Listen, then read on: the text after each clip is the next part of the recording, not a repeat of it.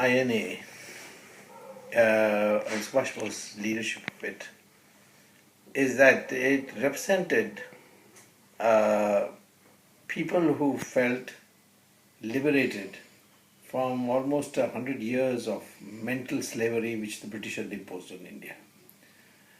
See, Subhash Bose represented a person who was a liberated Indian.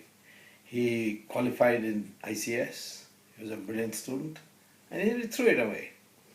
I don't think there's a comparable leader who performed academically so well amongst the political leaders as Subhash Bose.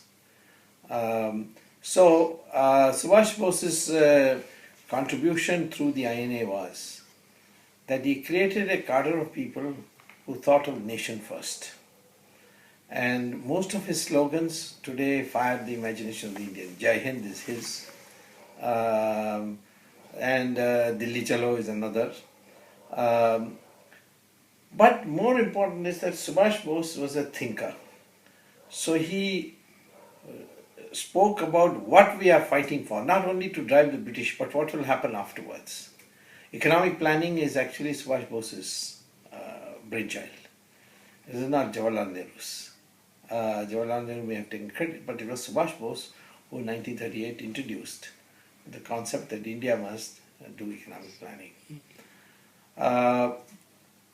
Subhash Bose's contribution to mind control, spiritualism, he at one stage at very high toyed the idea of becoming a monk in Ramakrishna Math.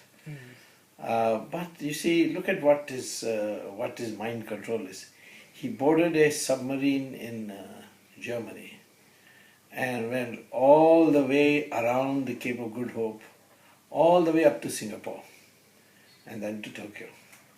Imagine the journey in a foreign submarine ship and going undetected at the time of World War II, when he could have easily been sunk. That requires mind control.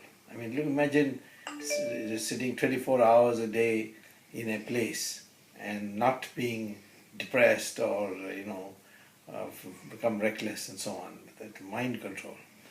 And so I think he also exemplified what he taught, and the INA went through very, very bad conditions during the war. The Japanese were not able to sustain the support when they reached India. So, and Japan itself was losing. But at no stage the INA ever was known as an army which didn't die fighting. So I think the contribution of INA will always be remembered in history as the catalyst. See, the term catalyst in chemistry is that you are part of a chemical process, but you're not merged into it.